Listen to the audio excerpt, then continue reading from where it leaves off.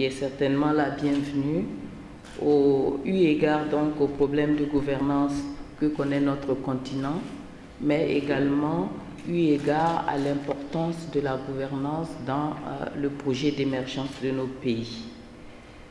L'Institut, nous dit-on, a pour vocation donc de vulgariser et partager les bonnes pratiques en matière de gouvernance, mais également aider à développer la comparabilité, certainement en mettant sur pied des instruments qui permettent à nos pays à la fois d'apprécier leurs progrès individuels, mais également de procéder donc au classement sur les palmarès mondiaux de la gouvernance.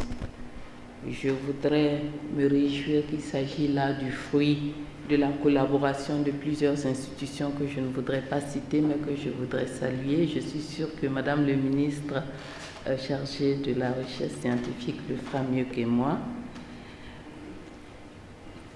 Je voudrais ici, donc, en tant que tutelle de l'NCA, mais également ministre du Plan et du Développement, vous dire que je suis là pour à la fois féliciter et soutenir ce projet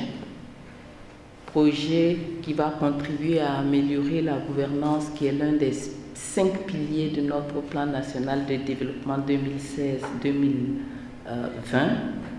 Vous dire que l'NCA, qui a pour vocation donc de former les statisticiens qui devraient contribuer sur notre continent, mais bien ailleurs, parce que l'NCA étant ses tentacules, donc former des statisticiens qui doivent contribuer à améliorer la prise de décision. Je me félicite que l'NCA se positionne également dans la réflexion sur la mise en œuvre d'outils de bonne gouvernance. Ce faisant, il permet à nos pays d'améliorer leur marche vers l'émergence que chacun de nous appelle de notre vœu. Féliciter le directeur pour son dynamisme, mais également féliciter mon frère Soumaré, parce que je constate que l'NCA, qui est un centre d'excellence, on a du mal à s'y détacher. Partout où nos anciens élèves sont, ils œuvrent pour que l'NCA garde ce label de centre d'excellence qu'il a toujours eu d'ailleurs avant que la Banque mondiale avec son projet vienne le lui reconnaître. Donc félicitations Hugues.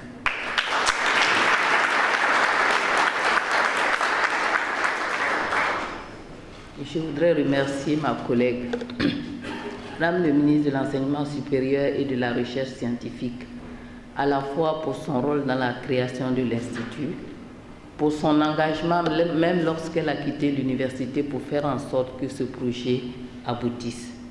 Madame le ministre, j'ose espérer que vous allez, tout à l'heure, après moi, adresser le secteur privé. La bourse est privée, je l'ai apprise quand je suis allée au ministère des Finances.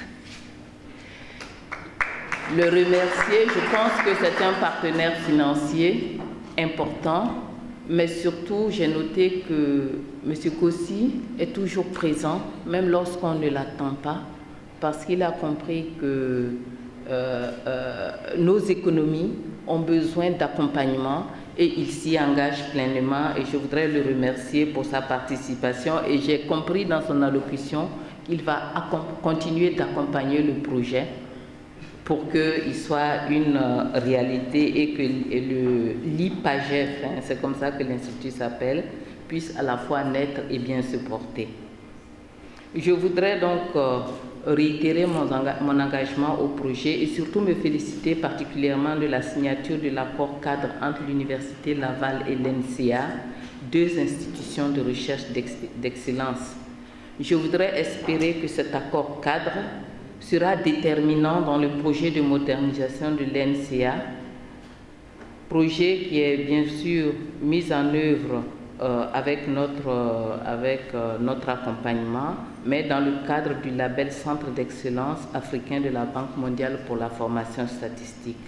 Merci à toutes et à tous pour votre participation à cette séance d'ouverture et surtout à la table ronde qui aura lieu tout à l'heure.